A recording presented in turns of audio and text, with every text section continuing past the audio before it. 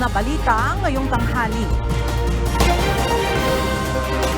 Resolusyon para ipanawagan ang suspensyon ng PUV Modernization Program. Pinirmahan ng 22 senador.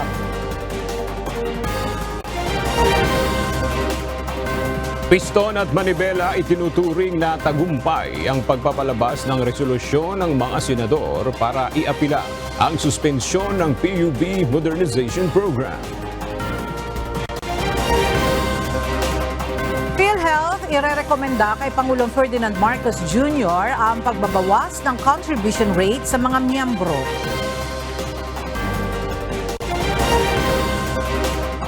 Department of Science and Technology magsasagawa ng oil fingerprint testing sa Manila Bay.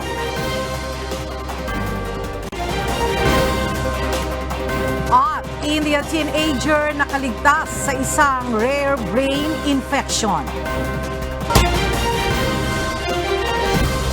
Magandang tanghali mga kasangbahay. Ngayon po ay araw ng Miyerkules, July 31, 2024 at una sa mga balita ngayong tanghali. Ang pagpapatibay sa relasyon ng Pilipinas at Estados Unidos ang naging sentro ng maikling pulong ni Pangulong Ferdinand Marcos Jr., United States Secretaries Lloyd Austin at Antony Blinken sa Malacanang kahapon. Personal ding nakiramay ang US sa mga naging biktima ng nakaraang bagyo at habagat. Narito ang report ni Nel Maribuhok. Again, it's been a great 3.5 years, and I look forward to another 3.5 or another 4 in building, strengthening this relationship. Pagpapalakas ng relasyon sa Pilipinas sa susunod na 4 na taon. Ito ang binigyan diin ng mga kinatawan ng Estados Unidos sa isinagawang pakikipagpulong kay Pangulong Ferdinand Marcos Jr. kahapon. Ayon kay US Department of Defense Secretary Lloyd Austin, marami nang nagawa ang alyansa ng dalawang bansa sa ilalim ng administrasyon ni President Joe Biden. Ayon kay Pangulong Marcos, ang magandang working relationship ng Estados Unidos at Pilipinas ay nagbigay daan sa dalawang bansa upang makaresponde ng mabilis sa mga sitwasyon sa rehiyon. I'm always very happy that these communication lines are very open so that all the things that we are doing together in terms of our alliance, in terms of the specific context of our situation here in the West Philippine Sea and in the Indo-Pacific, are continuously examined and re-examined, so we are agile in terms of our responses. Personal namang ipinarating ng dalawang top official ang pakikiramay sa mga naging biktima ng nakaraang bagyo at habagat. Let me just start by sending our deepest condolences to all of the victims of the recent typhoon, and to say again, anything we can do to be of assistance, we welcome doing that. Ang dalawang US top official ay nasa bansa upang dumalo sa 2+2 dialogue kasama sina Foreign Affairs Secretary Enrique Manalo at Defense Secretary Gilberto Teodoro. Nel Maribuhok, UNTV News and Rescue. Diyos ang aming sandigan, serbisyo publiko ang aming pinahalagahan. Pagkakalooban ng Estados Unidos ang Pilipinas ng $500 million na halaga ng military aid. Ito ang inanunsyo ni US Defense Secretary Lloyd Austin at US Secretary of State Antony Blinken sa isinagawang 2+2 ministerial meeting kahapon kasama ang kanilang counterparts na sina Defense Secretary Gilbert Teodoro at Foreign Affairs Secretary Enrique Manalo. Ang detalye sa report ni Ryan Lacanlale. Pagkatapos ng 2+2 ministerial meeting ni United States Secretary of Defense Lloyd Austin III at Secretary of State Antony Blinken, kasama sina Defense Secretary Gilberto Teodoro Jr. at Foreign Affairs Secretary Enrique Manalo, inanunsyo ng dalawang mataas na opisyal ng United States ang paglalaan ng pamahalaan ng Amerika ng $500 million na halaga ng military assistance para sa Pilipinas. Secretary Blinken and I announced that we are poised to deliver a once-in-a-generation investment to help modernize the armed forces of the Philippines and the Philippine Coast Guard. We're working with the U.S. Congress to allocate $500 million in foreign military financing to the Philippines. Gagamitin ito sa modernization program ng Sandataang Lakas ng Pilipinas at Philippine Coast Guard upang mapalakas ang kanilang kakayahan. Galing ang pondo sa National Security Supplemental ng Estados Unidos na ipinasa sa US Congress. Kabilang din ang Taiwan sa mabibigyan ng military aid sa Indo-Pacific region. Bukod sa $500 billion, mayroon ding $128 million na ilalaan sa development ng EDCA sites sa Pilipinas. We also reaffirmed the Department of Defense that the Department of Defense intends to more than double our investments at enhanced defense cooperation agreement locations across the Philippines. President Biden's budget request this year includes more than $128 million to fund important EDCA infrastructure projects. Ayon naman kay Defense Secretary Gilberto Teodoro, gagamitin ang pondo sa pagpapalakas ng seguridad ng Pilipinas kabilang na sa aspeto ng cybersecurity.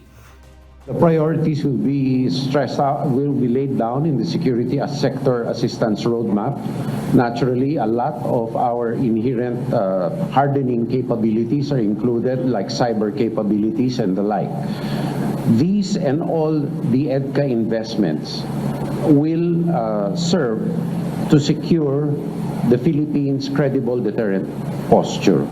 Anya, ang bawat piso o dolyar na gagastusin ay magpapatibay sa kakayahan ng Pilipinas na ipagtanggol ang sarili laban sa agresyon ng ibang bansa. Sinabi rin ito na ang pamumuhunan sa mga EDCA site ay hindi lamang sa depensa ng bansa, kundi magagamit din ito sa humanitarian response assistance at disaster response at lugar para sa mga joint cooperation at interoperability sa pagitan ng Pilipinas, United States at iba pang bansa. Ryan Canlale, UNTV News and Rescue. Diyos ang aming sandigan, serbisyo publiko ang aming pinahahalagahan. Muling tiniyak ni Pangulong Ferdinand Marcos Jr. ang suporta sa Bangsamoro Autonomous Region in Muslim Mindanao o BARM, lalo na sa kanilang kauna-unang eleksyon na magaganap sa susunod na taon. Ito ang inihayag ng Pangulo sa ceremonial turnover ng 3rd National Government, Bangsamoro Government, Intergovernmental Relations Body Progress Report sa Malacanang. At para sa iba pang detalye, makibalita tayo kay Nel Maribuhok live. Nel, ano ang nilalaman ng progress report na ito ng Intergovernmental Relations Body at ano ang maitutulong nito sa transition ng Bangsamoro Government?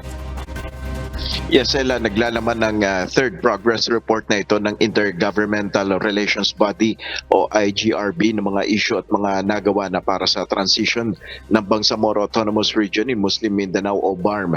Kanina ito ay formal na itinurn over kay Pangulong Ferdinand Marcos Jr. dito sa Malacanang. Muli naman tiniyak ng Pangulo ang suporta sa BARM.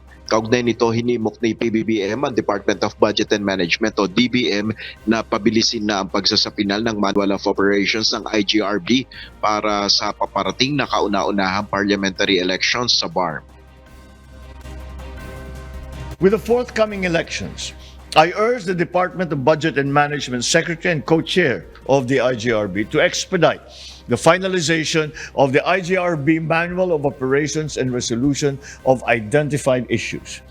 The manual will clarify the roles, the functions that facilitate a proactive monitoring of issues and establish a system of continuity amongst those mechanisms.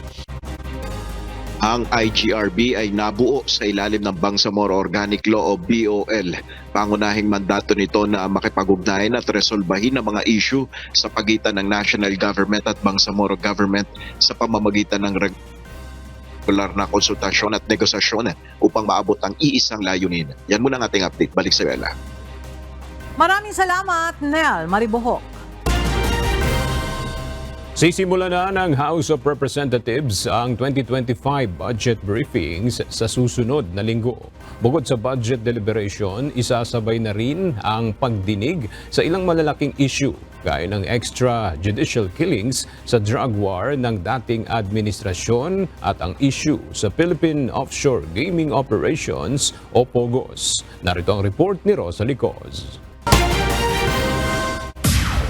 And by next week, without any delay, we will start with the budget briefing of the 2025 National Expenditure Program. Uumpisahan na sa susunod na linggo ng Development Budget Coordination Committee o DBCC ang budget briefing sa House Committee on Appropriations kaugnay ng panukalang pambansang pondo para sa taong 2025. Ang DBCC ay binubuo ng Department of Budget and Management, Department of Finance, National Economic and Development Authority o NEDA, Office of the President at Bangko Sentral ng Pilipinas. Ayon kay House Majority Leader Representative Manix Dalipe, kailangang siyasating mabuti ang panukalang pambansang pondo lalo na't may direktiba ang liderato ng Kamara na dapat paglaanan ng mas maraming pondo ang paglikha ng mas maraming trabaho at ang pagkakaroon ng kalidad na edukasyon at healthcare. Sa Oktubre ang unang recess ng 3rd regular session ng 19th Congress at target maaprubahan agad ng Kamara ang panukalang pondo upang maisumite sa Senado. So we are working on a timeline of 3rd or 4th week of September as our deadline in approving the House General Appropriations Bill on 3rd reading and subsequently transmitting it to the Senate. Kasabay ng pondo, patuloy na diringgin ng Kamara ang ilang malalaking issue gaya ng extrajudicial killings na iniuugnay sa drug war ng dating Administrasyong Duterte, maging ang iligal na aktibidad at mga krimeng iniuugnay naman sa Philippine Offshore Gaming Operations o POGOs.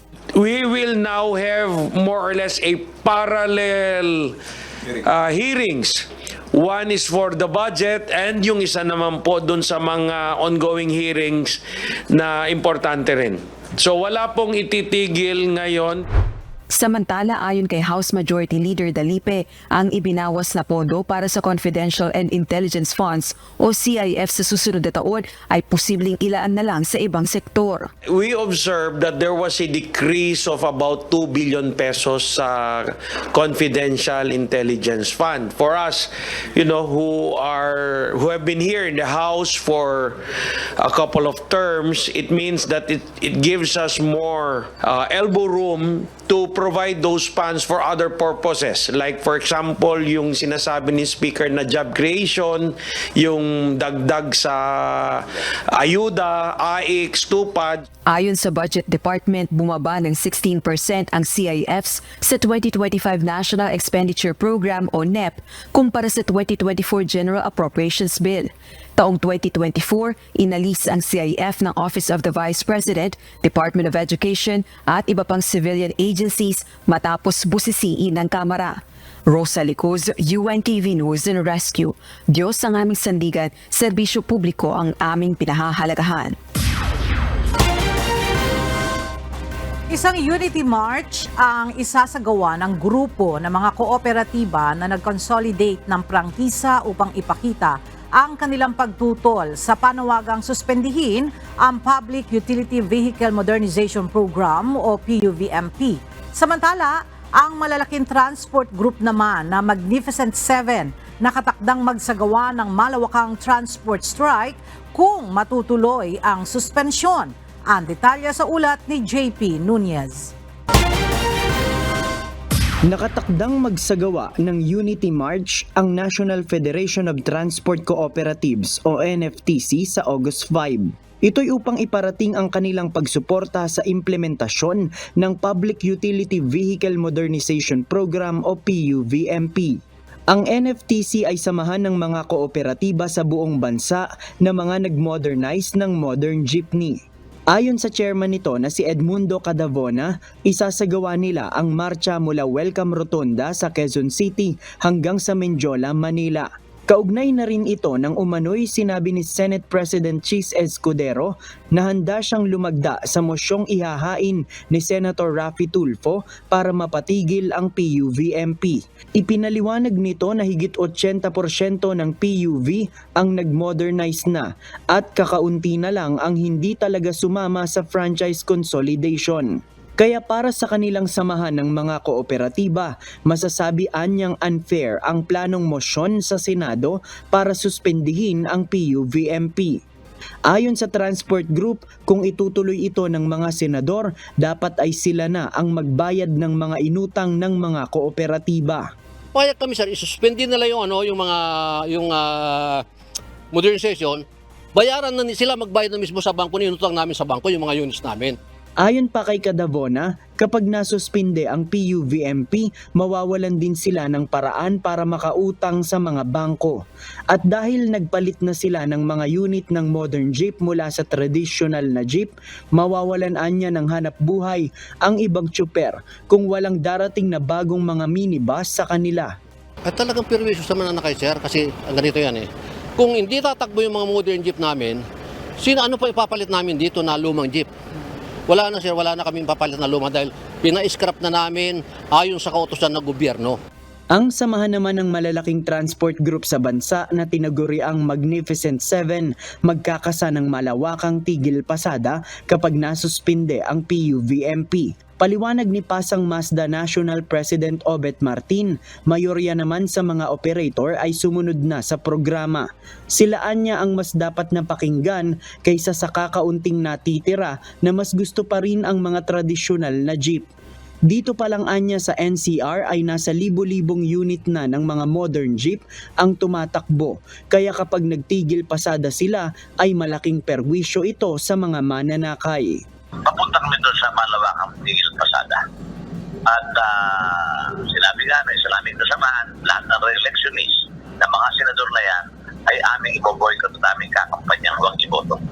Sinubukan ng UNTV News na kunan ng pahayag si LTFRB Chairman Chofilo Guadis III tungkol sa issue, ngunit wala pa itong tugon. Pero sa isang panayam sinabi nito na susulat sila sa Senado upang hindi masuspinde ang implementasyon ng PUVMP.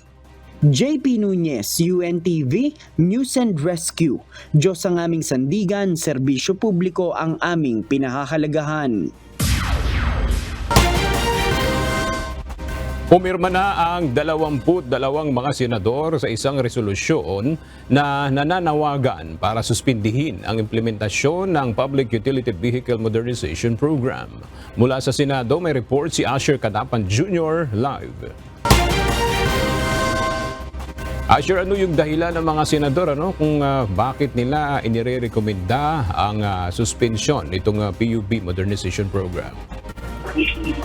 Organize, resolvahin muna ng Senado ang pangangailangan ng mga apektadong driver, grupo, union at kooperatiba kaugnay sa pagpapatupad ng Public Utility Vehicle Modernization Program o PUVMP. Puntod dito, naglabas ang Senado ng resolusyon na layong pansamantalang suspendihin ang pagpapatupad ng programa na ngayon ay tinatawag ng Public Transport Modernization Program o PTTM. Layo nito na matiyak na mas episyente at mas inklusibo o malawak ang mga detalye na nasasaklaw ng naturang programa. Nakasaad rin sa resolusyon ang pagbibigay diin sa bahagi ng konstitusyon na layong maglaan ng social justice at proteksyon sa karapatan at kapakanan ng mga manggagawa. Nakadetalye rin dito ang mahigit 36,000 units ng mga jeep sa bansa na hindi pa nakakapag-consolidate na bahagi ng proseso ng programa. Dinagda nito ng 22 senador, bagaman sinabi ni Senator Robert Padilla na mayroon siyang reserbasyon. Habang tanging si Senator Risa Ontiveros ang hindi lumagda sa resolusyon. Ayon kay Senator J.D. Ejercito, magulo pa ang consolidation at rationalization ng goods, maging ang mga supply na kinakailangan. Kailangan din aniyang hanapan ng solusyon kung paano mabababaan ang amortization o pagbabayad kabilang na ang longer payment scheme para sa mga driver at operator. Ang pinaka-key rito na nakikita ko, yung success of the PUV modernization will depend on the financing, sa funding, sa financing scheme. Kasi hanggat 2.5 to 2.8 billion ang isang modern jeep, napakamahal, hindi kaya ng ordinary jeepney and operators yan. Aga wala pang pesa kung kailan tatalakayin ng mga senador sa Senado ang resolusyon na live suspendihin ang Public Transport Modernization Program na ibinasa natin pag-uusapan na rin ito sa loob ng mga susunod na plenary sessions. Kaya munang latest balik sa iyo, Aga. Maraming salamat, Asher Cadapan Jr. Itinuturing na tagumpay ng transport groups na Manibela at Piston ang resolusyon na nilagdaan ng mayorya ng mga senador na nananawagan na suspendihin ang Public Transport Modernization Program o PTMP. Ang grupong Piston maghahanda ng mas malaking welga para ipanawagan kay Pangulong Ferdinand Marcos Jr. na lagdaan ng resolusyon. At mula sa Quezon City, makibalita tayo kay JP Nunez live. JP, ano ang reaksyon ng mga transport group na Manibela at Piston sa resolusyon ng Senado? Ayon sa mga transport group na Manibela at Piston, nagbunga rin nila yung kanilang mga ipinaglalaban sa pamamagitan ng mga protesta dito nga sa implementasyon ng Public Transport Modernization Program o MPTMP. At ayon nga sa kanila ay welcome development itong ipinasa ng Senado na resolusyon para doon sa pagsuspinde ng implementasyon nitong modernization program. Para sa transport group na Piston, tagumpay na maituturing ang paglagda ng mayorya ng mga senador para sa Senate Resolution 1096 na naglalayong pansamantalang suspendihin ang PTMP. Ayon sa Piston, ito umano ay bunga ng kanilang matagal nang ipinaglalaban na pagtutol sa implementasyon ng programa. Ayon sa Piston, paghahandaan nila ang mas malawakang welga sa mga kalsada sa mga opisina ng Land Transportation Franchising and Regulatory Board o LTFRB at ng Malacanang. Ito'y para lagdaan umano ni Pangulong Ferdinand Marcos Jr. ang resolusyon upang tuluyan itong masuspinde. Patuloy nilang panawagan ang pagbalik ng 5 taong bisa ng prangkisa sa mga individual na operator. Ang grupong Manibela naman tinawag na welcome development ang resolusyon ng Senado. Pinasalamatan nito ang mga senador na lumagda sa resolusyon, pangunahin si Senate President Senator Francis Chis Escudero at Senate Committee Chair Senator Rapi Tulfo na naghain ng mosyon. Ayon sa Manibela, posibleng magsagawa sila ng nationwide caravan na tatawaging pirma ng Pangulo para ipanawagan kay PBBM na sang-ayunan ang resolusyon. Parehas ngang umaasa yung mga transport group na Manibela at Piston na sasang-ayunan ni PBBM itong resolusyon ng Senado para masuspinde o pansamantalang masuspinde yung PTMP. At ayon nga sa kanila ay magpapatuloy sila dun sa pagsasagawa ng mga malawakang protesta. At sa ngayon, kumukuha pa tayo ng pahayag sa LTFRB at sa Department of Transportation kung ano naman yung kanilang tugon dito sa resolusyon ng Senado. Yan muna ang ating latest live mula dito sa Quezon City. Balik sa iyo, Ella. Maraming salamat, JP Nunez. Rekomenda ng Philippine Health Insurance Corporation kay Pangulong Ferdinand Marcos Jr. ang pagbabawas ng contribution rate sa mga miyembro nito. Ito ang inihayag ni PhilHealth President at Chief Executive Officer Emmanuel Ledesma sa pagdinig kahapon sa Senado nang matanong hinggil sa planong pagbabawas sa kontribusyon ng mga miyembro ng state insurer. Bagamat hindi pa nabanggit kung magkano ang magiging bawas sa kontribusyong babayaran, sinabi ng presidente ng PhilHealth na kanyang kakausapin ang kanyang team at isusumite ang rekomendasyon kay PBBM.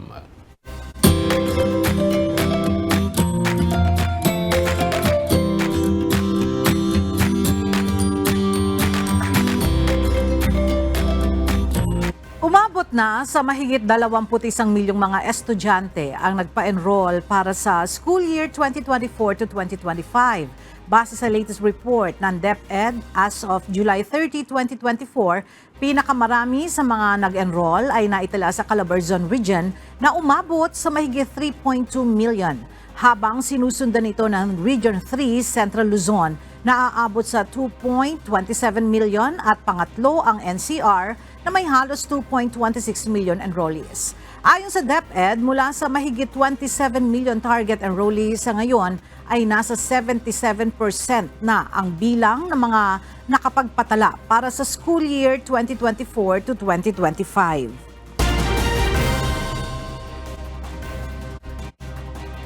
Tuloy-tuloy ang paglilinis ng mga residente sa ilang mga paaralan sa Marikina City.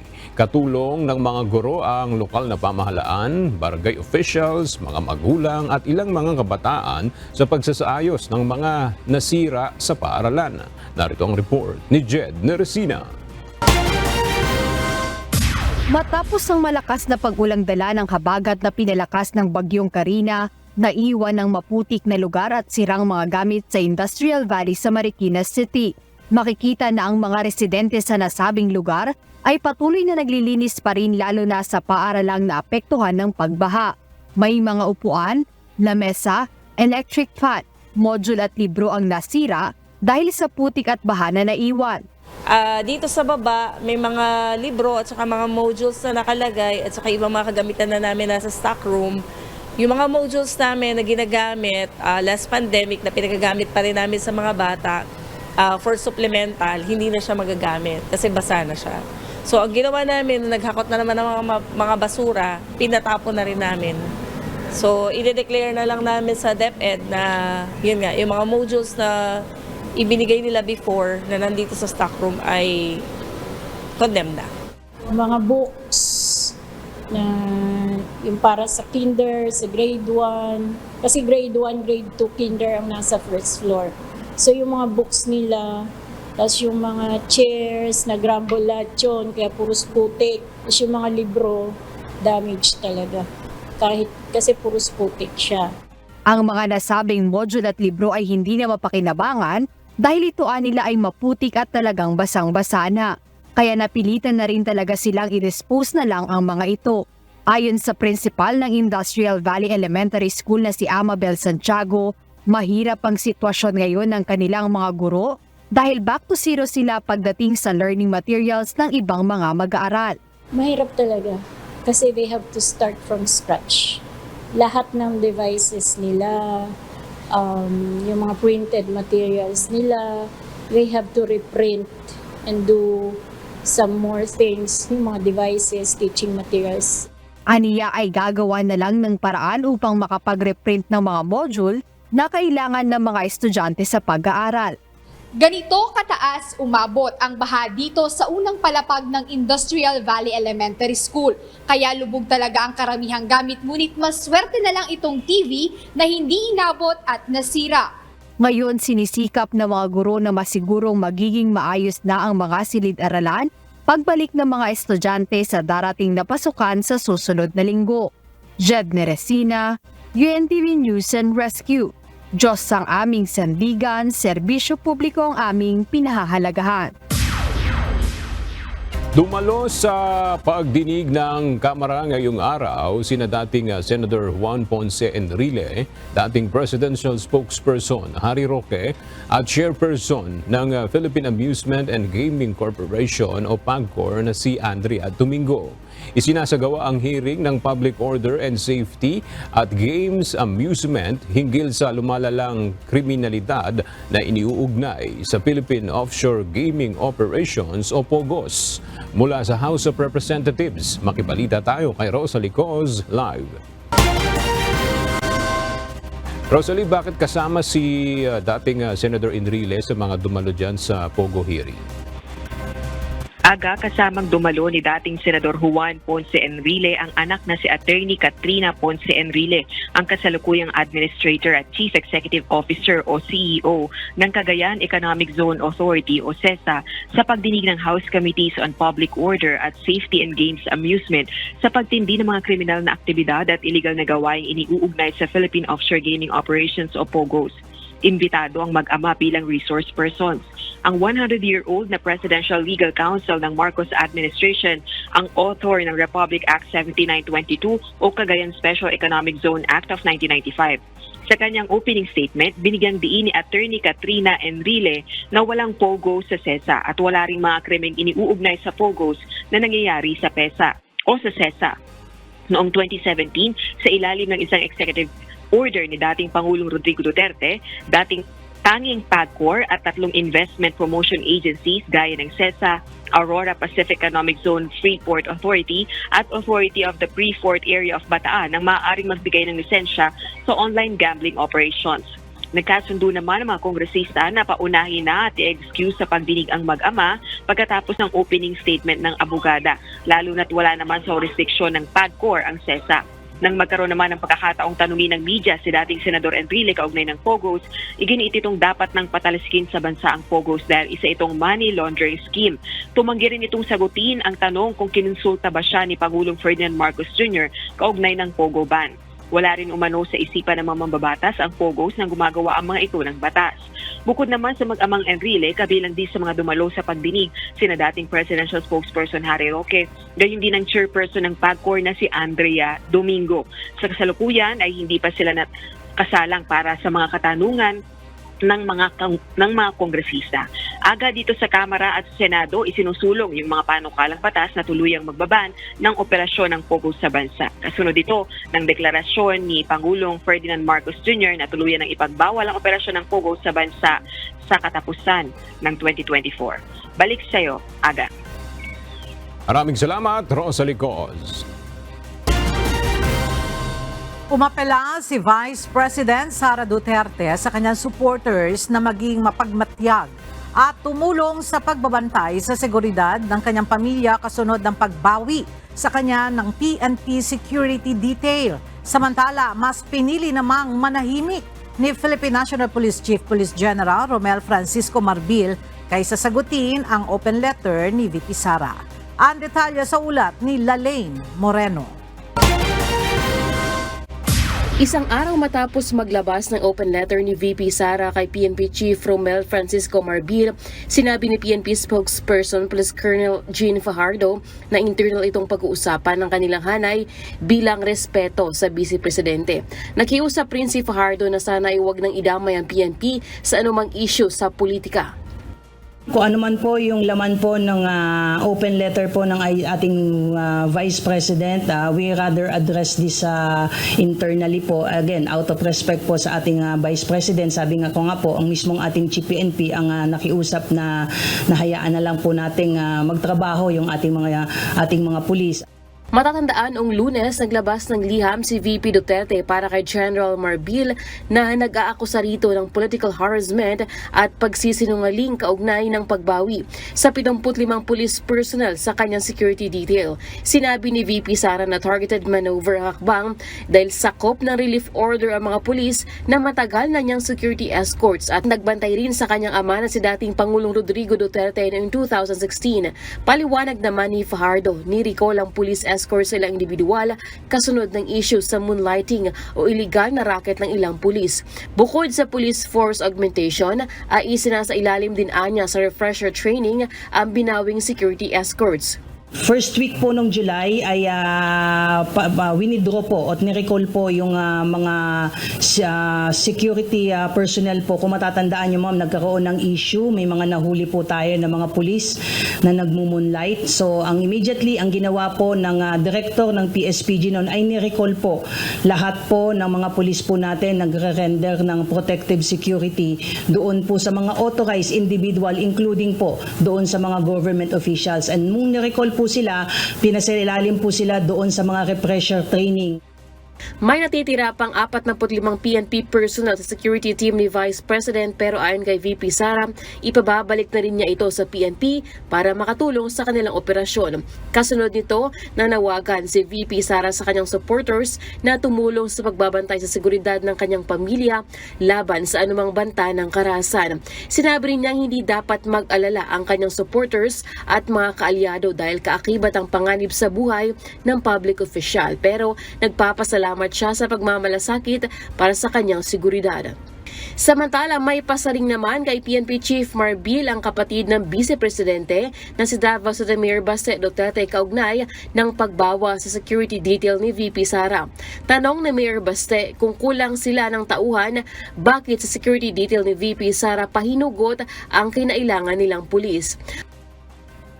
And they're stating that they need more men, they need to recall because they needed more bodies. Nga naman, sige, 75 ni kabuok, di ba? 75 year. Pagbutan mo sa tanang estasyon na dari sa tibuok Pilipinas ba, kuha na ni kag isa kada sudan, kuha na kag isa kada stasyon. Kwaon yun ni mo dito mismo sa 75 kabuok na sa Vice Presidente.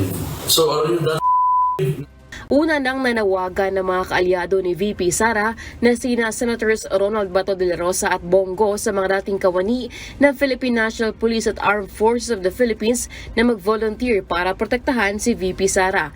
Nanawagan rin si Presidential Sister Amy Marcos na ibalik agad ang security ni VP Sara dahil hindi dapat makompromiso ang kanyang seguridad bilang pangalawang pinakamataas na elected officials sa bansa. Lalaine Moreno, UNTV News and Rescue. Diyos ang aming sandigan, serbisyo publiko ang aming pinahalagahan. Naghain ng reklamo sa Department of Justice o DOJ ngayong umaga si dating Senador Antonio Trillanes laban kay Davao City 1st District Congressman Paulo Pulong Duterte at asawa ni Vice President Sara Duterte na si Attorney Manasseh Carpio at iba pang personalidad. Mula sa Department of Justice, alamin natin ang detalye kay Dante Amento live. Dante, tungkol saan itong reklamong inihain ni dating Senador Trillanes? Magandang tanghali aga, katatapos lamang maghain ng reklamo ni dating Senador Antonio Trillanes IV dito sa DOJ. Ito ay may kinalaman sa illegal drug smuggling at paglabag sa anti-graft and practices law na kanyang ihinain nga dito sa DOJ ngayong umaga. Ang mga respondent sa reklamo ay sina Congressman Paulo Pulong Duterte na anak ni dating Pangulong Rodrigo Duterte. Gayon din ang bayaw ni Pulong na si Attorney Manasseh Carpio na asawa ni Vice President Sara Duterte, dating Bureau of Corrections o BOC Commissioner Nicanor Faildon at ilan pang miyembro umano ng Davao Group Drugs Smuggling Syndicate. Nagugat ang reklamo sa isyu ng nahuling 6.4 billion pesos na drug shipment noong 2017. Ayon kay Trillanes, sina Pulong Duterte at Mans Carpio ang naging protektor ng illegal drug smuggler.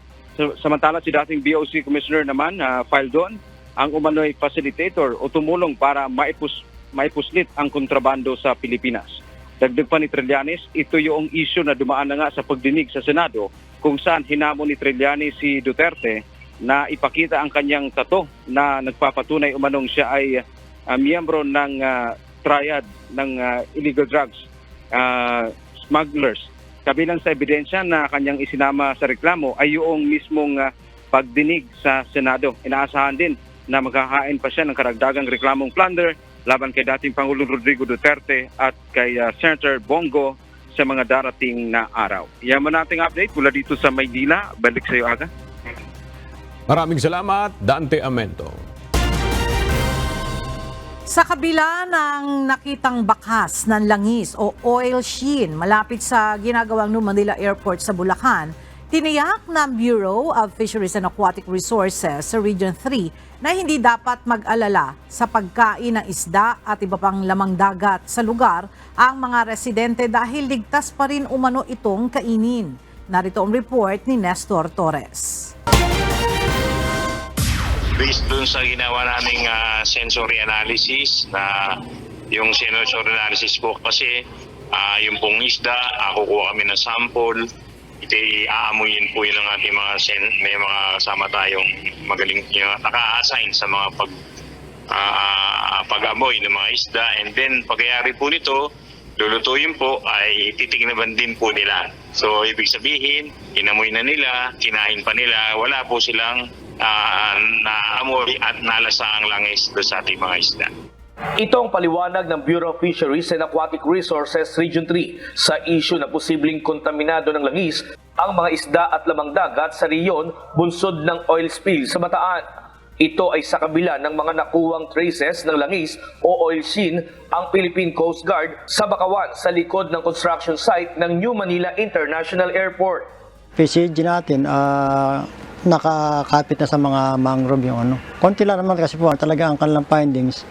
Yung langis, nanggaling din sa mga na mismo ng barko. Hindi yung mismo sa kanilang 1.4 million na langis. Ayon sa Provincial Bulacan Environment and Natural Resources, ipinasuri na nila ang ilang sample ng isda sa Department of Science and Technology upang suriin kung kontaminado na ng langis. Sa ngayon, wala pa kami nakikitang oil slick na malaki ha. Mga spots lang to at saka yung oil sheen na hindi kami sigurado kung galing nga sa MT Terra Nova. Then nag-submit kami ng sample sa DOST. Meron sa mangrove area, doon sa Eco Park ng mangrove sa malapit sa airport. Kaya hindi kami sigurado kung galing sa MT Terra Nova yun. So kumuha kami ng sample. Ito ang Bakawan, malapit sa construction site ng ginagawang New Manila International Airport. Hanggat di lumalabas ang pagsusuri ng DOST sa nakitang oil sheen. Ayon sa Benro, walang dapat ikapangamba ang publiko. Tiniyak naman ng Benro na nakahanda sila sakaling makarating sa Bulacan ang pinangangambahang oil spill. Nestor Torres, UNTV News and Rescue. Diyos ang aming sandigan, serbisyo publiko ang aming pinahahalagahan. Nagsasagawa na ng aerial survey ang Philippine Coast Guard ngayong araw sa bayan ng Limay, Bataan upang malaman ang progress ng oil spill mula sa lumubog na MT Terra Nova. Mula sa Limay, Bataan, makibalita tayo kay Nestor Torres live. Nestor, ano na yung latest sa nangyaring oil spill dyan sa Limay, Bataan? Sa ngayon nga ay papunta kami ngayon dito sa lugar mismo kung saan lumubog itong oil tanker ng Mount Terra Nova at sa Limay, Bataan at ito nga ay ating titignan sa mamaya. At sa kasalukuyan ay nagsasagawa na ng aerial survey ang Philippine Coast Guard upang malaman ang lawak ng oil spill at kung anong lugar na ang naabot nito.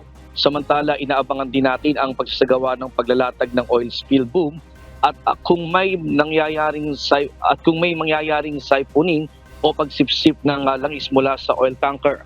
Kahapon ay inanunsyo na nga ng Governor Jose Enrique Garcia III ang fishing ban at ito ay galing dun sa municipal government ng Limay sa 4 na barangay dito sa Bataan. Ito ay yung lugar ng Barangay Francis Juan, Barangay Wawa at Barangay Luz Kitang, Barangay Lamao.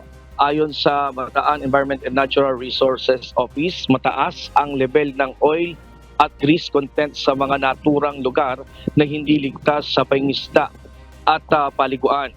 Susubukan din natin mamayang makakuha ng drone shots dito sa lumubog na barko at antabayan na lang natin aga yung assessment din ng aerial survey ng PCG dito sa Limay, Bataan. At yung ating latest live, balik sa iyo, Aga. Maraming salamat, Nestor Torres. Nag-deploy na ng nasa 20,000 safety and security personnel sa Davao City para magbigay seguridad sa idaraos na Kadayawan Festival. Magsisimula ang selebrasyon sa darating na August 8 kung saan inaasahan rin dadagsa ang mga turista. Mula sa Davao City, makibalita tayo kay Lalaine Moreno live. Lalaine, ano ang mga lugar na tututukan nitong nasa 20,000 na security personnel na nagbabantay para dyan sa Kadayawan Festival? Ayon sa Davao City Police, pangunahing tututukan ng mga ito ang mga matataong lugar, kabilang na dyan yung mga kalsada, paliparan, mga festival sites, maging itong mga seaports at ports. I-deploy na kahapon ang nasa 20,000 safety and security personnel para sa seguridad ng 39th Kadayawan Festival sa Davao City na magsisimula sa August 8 hanggang 18, 2024. Kabilang sa mga i-deploy ang mga tauhan ng Philippine National Police, Coast Guard at National Bureau of Investigation, pati na ang mga kawani ng Davao City Disaster Risk Reduction Management Office at City Health Office. Bago ang deployment, isinailalim muna sila sa intelligence monitoring at simulation exercises kasama ang iba pang law enforcement agencies. Malaking hamon naman kay Davao City Police Office Acting Director, Police Colonel Hansel Maranta ng katiyakan ng peace and security sa okasyon, lalo't isa ito sa mga inaabangang pagdiriwang ng mga Davaoenyo. Binigyang diin naman ni Maranta ng kahalagahan ng 5 Ps para sa crisis management strategy na bahagi ng Standard Operating Procedure ng PNP. Ito ay ang predict, prevent, prepare, perform at post-action assessment, maging ang proactive measures sa anumang potential threats gaya ng pambobomba, maging sa illegal na droga.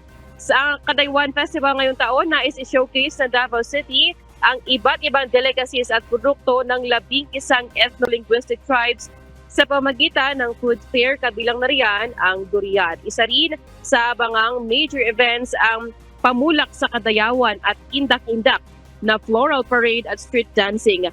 Ang Kadayawan Festival ang pinakamalaking festival sa Davao City, kaya tinagurian itong King of All Festivals sa lungsod.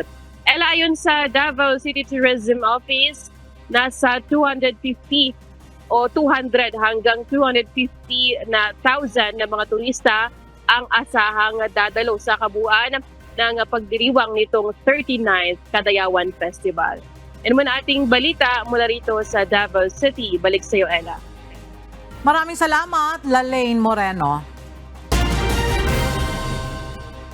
Isinailalim na sa state of calamity ang buong Mountain Province bunsod ng pagtaas ng naitatalang mga sakit na dulot ng kagat ng lamok o mosquito-borne diseases. Mula sa Baguio City, makibalita tayo kay Grace Doctolero live. Grace, ano-ano itong dumaraming kaso ng mosquito-borne diseases sa Mountain Province? Yes, kabilang nga sa maraming naitatalang kaso ng mosquito-borne diseases ay ang dengue at chikungunya. Idiniklara ng Sangguniang Panlalawigan ng Mountain Province ang state of calamity sa buong lalawigan dahil sa maraming naitalang kaso ng dengue at chikungunya. Ayon sa Provincial Disaster Risk Reduction Management Council, sa pamamagitan ng deklarasyon, pwede nang gamitin ng pamahalaang panlalawigan ang emergency funds at resources para sa pangasiwa ng naturang sakit. Inirekomenda ng pamunuan ng PDRRMO na magsagawa ng clean-up drive kada 3 araw na interval ng paglilinis sa mga lugar na posibleng pinangingitlugan ng mga lamok dahil sa pagdami ng kaso ng dengue sa lalawigan. Patuloy din ang kampanya na 5S kontra dengue. Ito ay ang search and destroy sa mga pinamumugaran ng lamok, self-protection laban sa mga kagat ng lamok, seek early medical consultation kapag nakaranas ng sintomas, support fogging sa mga lugar na may clustering ng kaso, paghuli at sustain hydration. Sa ngayon nga, aga ay naglilibot ang barangay officials sa kanilang mga nasasakupan para magsagawa ng information education campaigns laban sa dengue. Yan muna ang balita. Balik sa iyo, Aga. Maraming salamat, Grace Doctolero.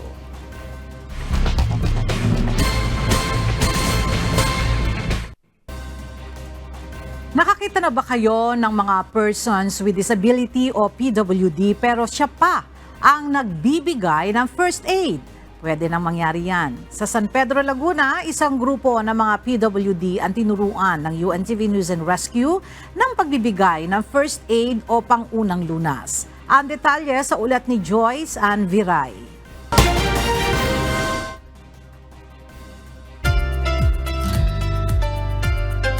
What motivates me first is before I have really a compassion to all deaf people. And when somebody introduced to me the need to work in the PDAO people, I did not think more twice. I immediately introduced myself to be part of the PDAO office community. 28 taong sign language interpreter si Radaline Salmasan. Sa kasalukuyan, isa siyang volunteer sa Persons with Disability Affairs Office ng San Pedro City, Laguna. Siya ang nagsisilbing bibig para sa mga PWD na walang kakayahang makapagsalita at makarinig. Kaya mahalaga ang kanyang papel bilang sign language interpreter sa isinagawang first aid training ng UNTV News and Rescue. Kapansin-pansin na matyaga niyang itinatranslate ang first aid discussion sa pamamagitan ng sign language para sa ating mga deaf participants.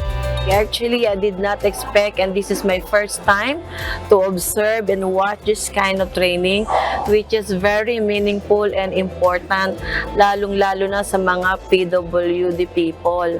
And I do believe that this training will help them to boost their morality, that despite of their incapacity to help, they realize now in this training that they can do pala na marami sa mga tulad nilang PW, lalo na sa entire family ng bawat isa. Isinagawa ang first aid training kasabay ng PWD celebration ngayong buwan ng Hulyo. At mahigit 60 PWDs ang nakilahok dito na may iba't ibang disabilities. Ito na yung culminating day namin. So syempre nagpapasalamat kami sa inyo dahil kayo ay naging kabahagi namin dito sa training na to. At ang inyong training na ipinagkaloob sa amin ay very, very informative, very, very interesting. At natutuwa talaga ang ating mga participants. Nagpahayag naman ang ilang nakilahok nang nakikita nilang importansya sa pagkakaroon ng mga ganitong trainings, lalo na bilang bahagi ng vulnerable sector. Nakatulong sa akin, natutunan ko na bakit kailangan ng maraming family help. Hindi masaya siya. Natutunan, na-amaze siya, nakala niya hindi siya makakagawa ng ganong easy self-training na kaya niya palang gawin. Kaya importante na ma-observe, na laman niya na yung tulad niya may able na mag-work through sign language. She'll be able to understand the first aid, lalo na sa interpretation na pwede pala sa mga may PWD na ganong importance. Maraming salamat sa inyo, Unit TV, sa pagkakaroon ng ganitong training, to support the PWD people and community, lalo na mga deaf na katulad niya. Thank you very much, Unit TV, for the assistance and support sa PWD people. Yan, congratulations daw sa inyo. Ang UNTV ay patuloy sa mga ganitong adhikain sa pagbibigay at pagtuturo ng libreng training patungkol sa first aid para sa ating mga kababayan, anuman ang estado, sitwasyon o kalagayan sa buhay. Joyce Ann Viray, UNTV News and Rescue. Diyos ang aming sandigan, serbisyo publiko ang aming pinahahalagahan.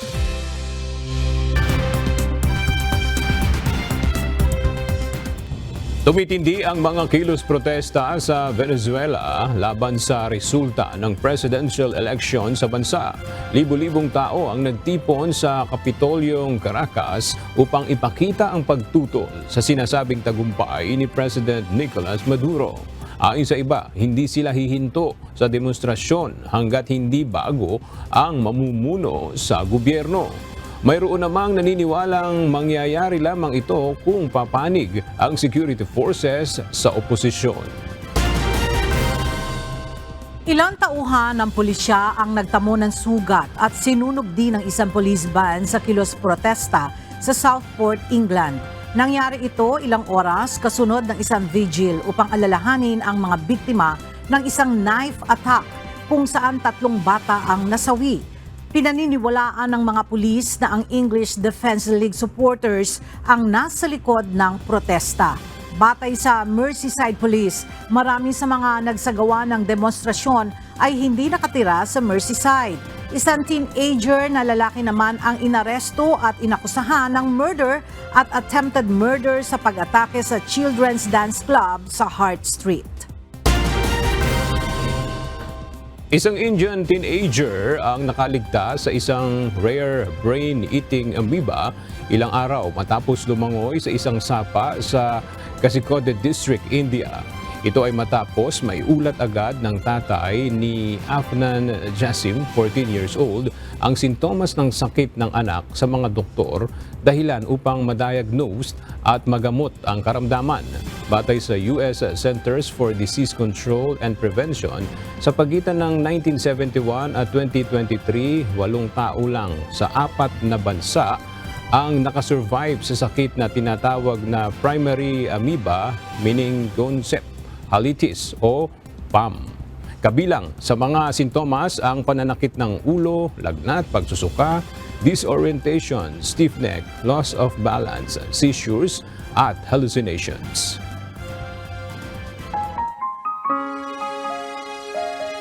At sa ating pong iiwang mga salita ng Diyos na ating sandigan mula sa aklat ng Lucas, Kapitulo 18, versikulo 1 na nagsasabi, "At sinalita niya sa kanila ang isang talinghaga na sila'y dapat magsipanalangin lagi at huwag mangang lupaypay."